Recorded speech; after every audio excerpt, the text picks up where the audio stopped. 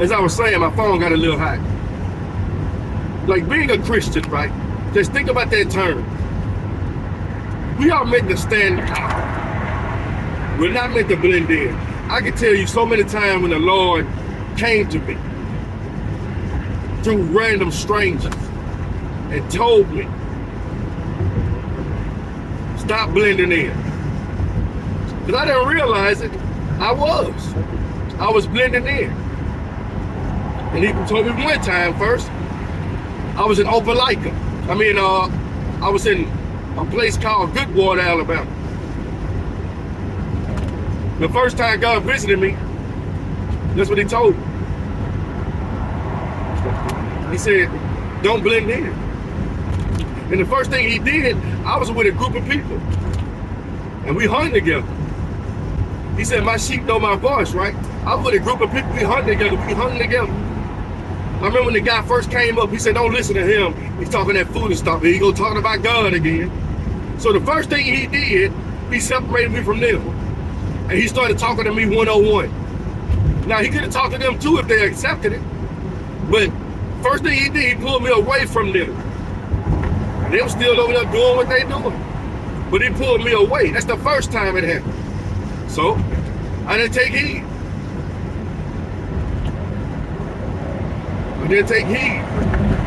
About 2 years later, somewhere I'm blending in. And the Lord, a random stranger come up and pull me to the side. Houston, I made you to stand out, not blend in. That's what he said. I made you to stand out and not blend in. So I'm like, this ain't making no sense. You know, but it is making perfect sense now. And I'm still hard-headed. The third time he came, he didn't say don't blend in no more. He sent the tornado, a whirlwind. He sent a whirlwind and shattered the vehicle I was in.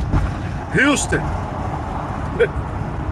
I said, stop blending in. Stand out. All right, I get it now. I almost died. I could have died. But I remember during that moment that I was still watchful, I was still calling on the Lord. And he showed me the signs. I saw the sign about to blow away. I'm like, something ain't right. Because I never saw a big billboard sign about to blow off the hinges. So I got up, and the vehicle I was in, all the windows shattered out and all that. He got my attention. Houston, stop blending in. Set yourself apart. It's not you that set yourself apart. I am. So you got to basically surrender. And everything that you're allowed to do and everything you're not allowed to do, he's going to let you know. When your ways please the Lord, he's going to let you know you are on the right path. And guess what? He's going to let you know you're on the wrong path. He did it for me. Whom the Lord loves, he chastises. But what if you don't take the signs?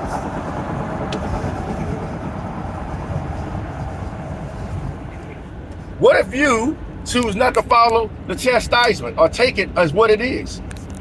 You just keep doing your own thing, not trying to pay attention to what the Lord trying to tell you,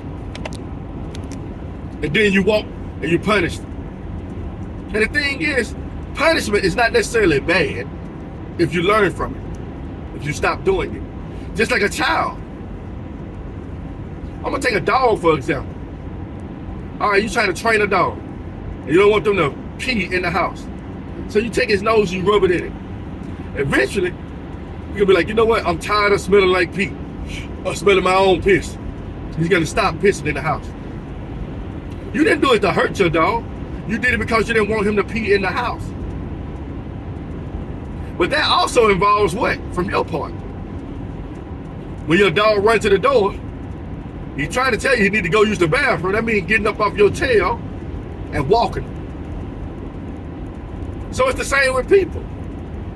Let's say you're trying to operate in the spiritual, and you're calling on the Lord, and you're telling certain people, hey, stop doing this. And you go away for a while, and they call you again. You tell them whatever you got to tell them. You keep telling them. You don't stop because they don't want to hear it. Because there's some keep leading them to you. I know people that the Lord leads to me and still won't listen. But he keep leading them to. I'm like, Lord, all I'm going to do is say the same thing you told me to tell them the first time. And tell them again. That's how I worked on you. So you better work like that with other people too. You tell them the hope that is in you.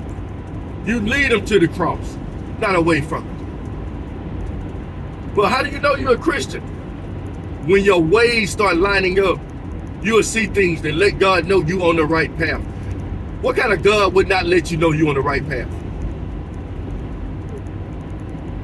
God's going to let you know you're on the right path or on the wrong path. Rebuked by a jackass, anyone? You're going the wrong way, Balak. You're going the wrong way, Balak.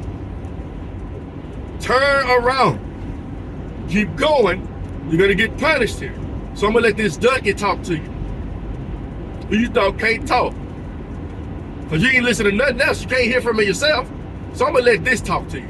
I'm going to let this car accident talk to you. I'm going to let your power get cut off talk to you.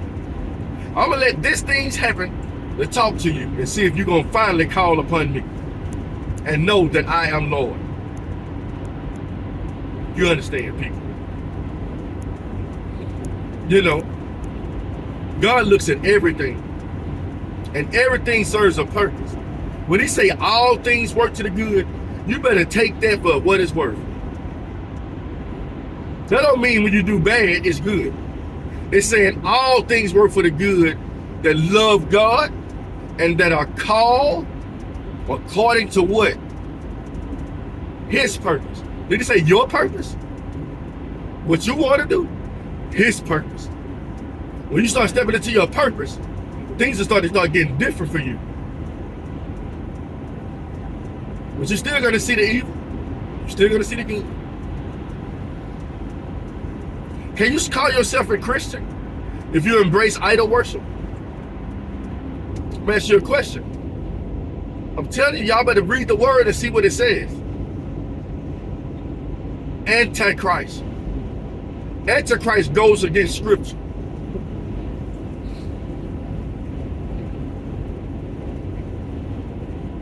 A hypocrite can go against the scripture and go with against it too. So the list can go forever. That's why he said when a man's ways pleases the Lord. So you're trying to get to your ways please the Lord. You ain't trying to get to the point where your ways are pleasing to yourself. Look at the world we live in right now. A lot of that ways are pleasing to themselves. I'm just gonna date men because I like it. I'm gonna date women and I'm a woman because I like women. I'm gonna do everything the Lord say don't do, and then call myself a Christian because God loves me. I'm gonna keep going against the grain because God been looking out for me this long. He ain't gonna stop now. I'm just gonna keep living wrong for him. You might have given over to your own imagination, thinking that what you're doing is right. You know, once you start embracing the dark side, guess what he started taking away from you? The Bible. Because you're not listening to it. You can have 14 Bibles in your house and not listen to none of them. I know pagans that have Bibles, but don't lift it up. Don't try to get to know it only when they're trying to rebuke a Christian. Ain't that crazy? Why you got the Bible in your house? So that shows me that God is still trying to reach you. But you just ain't trying to reach towards God. I'm going to be honest. I'll tell you what I'm talking about. My ex-wife got the 10 Commandments on the house. Got that in the house. Other words of God in the house. But then right next to that, she got an Egyptian little idol right there. Got this over there. I'm like, God, it's confusing to me. You understand? I can't see one without the other. I see the Lord and I see that. So I'm like, what is really going on here? And God is not the author of confusion. So you got to make a choice.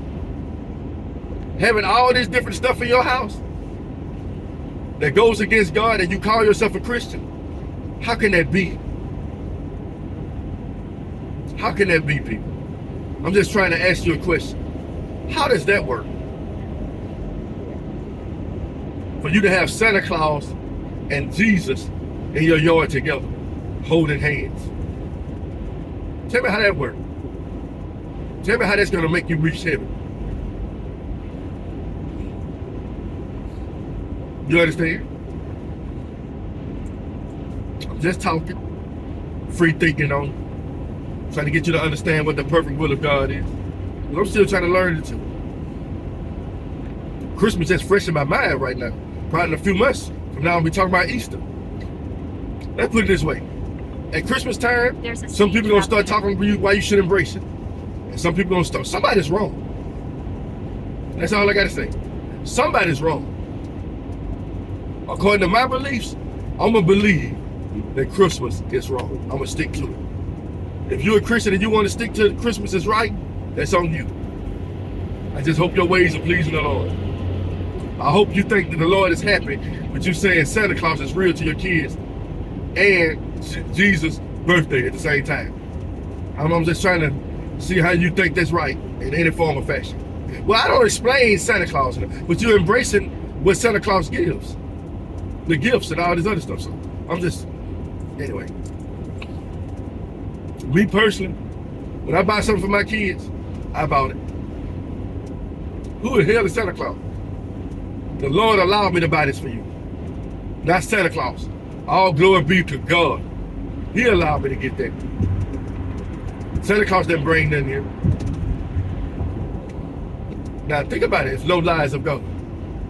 Well, I say next thing you got to the point where you'd have told your kids that Santa Claus ain't real. But you still do it. Hey, that's confusing. That's confusing too. So all this time you've been lying to your kids, now you be like, well, it was me.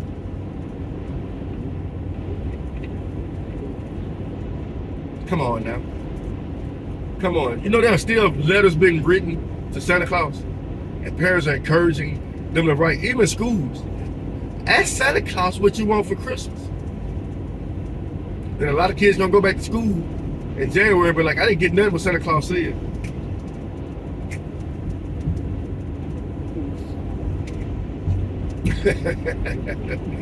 People, man. Wake up. You either in or you ain't. It's simple. And the thing is, it's not gonna happen overnight. You're gonna lose family members. You're gonna lose friends following after Christ. You're going to. It's coming. It's written. You're gonna lose a lot of accomplices, acquaintances. Are gonna just stop dealing with you because of what you are. And you gotta stop dealing with them because of what they are.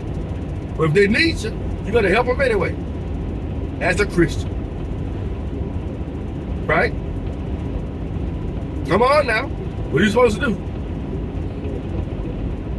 Does Christians supposed to help Egyptians? Or Muslims? Can we help a Muslim? Yep. Can we help a person that worship Buddha? Yep. We're supposed to. But we ain't got to indulge in their beliefs. Does it make sense? Like for the last few years, I don't go to church on Easter. I don't go to church on Christmas time. I already know what the sermon going to be about at every church. It's going to be about the resurrection of Christ. That's so spirit-led. Boy, I'm talking about, you can't get no, I'm being sarcastic if you didn't catch it. And at Christmas, everybody going to talk about the birth. Like clockwork. But it's spirit-led. It sounds like a syllabus to me. I try not to go off a syllabus. I try to go off whatever the Lord wants me to talk about. I don't try to go off of syllabus.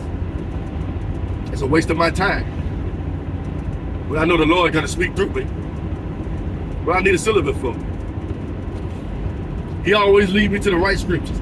Ever since I embraced what I am, he always leads me to exactly what I want to talk about. But there are sometimes when I don't even open my Bible and I'm talking to people. I'm not the type to quote verses, but I'm a type to quote the word. What are you? But it's over now, right? So you got to worry about it. Now you can throw that tree away. You can put your ornaments up to next year. In 2 miles, use the right lane to take exit 46. Now you can barricade it in your roof. But when Christ comes, you still gonna see that Santa Claus statue in your roof. You're still gonna see the Easter bunny. You're still gonna see your Halloween costume. You're still gonna see all that stuff. You can't hide it from him. You can hide it from him for the whole year. But when he come back, that stuff's still gonna be in your house. Just saying. You can't hide it from him. I can't hide nothing from him. Nothing. Everything I do, he sees. So what you trying to do? Stop doing things that displease the Lord? But if you think it don't displease the Lord, that's on you. His word tells you plain as day. But it's like they always want to debunk it. That's not what it means. What does it mean then? What does it mean?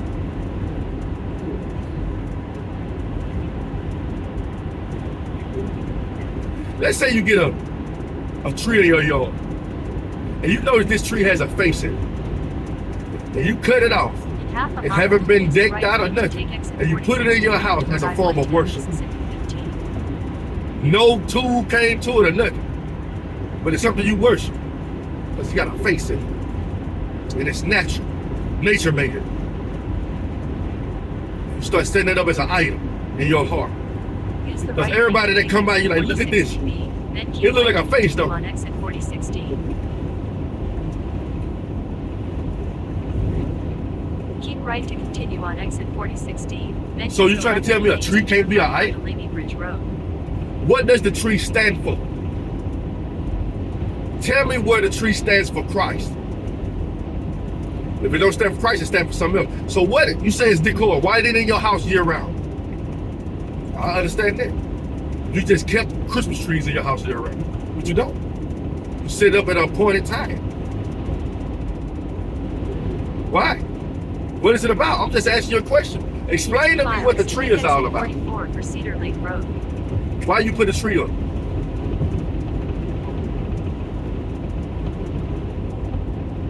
One thing I gotta realize about the world, if the world starts any trend people start doing, men can wear nail polish now. According to the world don't care what you do. They have no standards. Anything that make money. Think about all the nail salons that's getting more business now than men do. Think about all the makeup companies that make more money now than men wear makeup.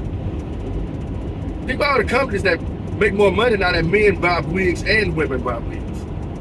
They don't care. It's all about money. Look how much money they made off Christmas trees for you. Millions of dollars every year. And you can go over there to China or Japan and see a Christmas tree in their house too. They don't even believe in God. But it's about him. I'm just talking regular talk to you. It's up to you to embrace it. I'm doing my job. You know, I don't want you to forget just because it's over. Just because you took the tree down. Where you putting it? Where you put them stockings in? Tell me what the stockings symbolize. Where that come from? I'm asking you a question. The stockings full of candy. Well, the wise men brought it's a baby shower. You ever been to a baby shower before? Then keep left. I'm just asking you a question. I've been to a baby shower before. I don't think God has no problem with baby showers. Because you brought a new child in the world and it needs certain things. Use your common sense. It's a baby shower. So you Keep throwing a left baby to shower for Ford, Christ then every turn year. left onto Cedar Lake Road. What can you give to the Lord? I'm just saying, what can you give him? What can you give Jesus? You can give him your life. You can't give him nothing else. Hey, Jesus, Turn this for left you, this onto Cedar Lake PS5. Road. This PlayStation 5 for you, Jesus. No, it's for your kids.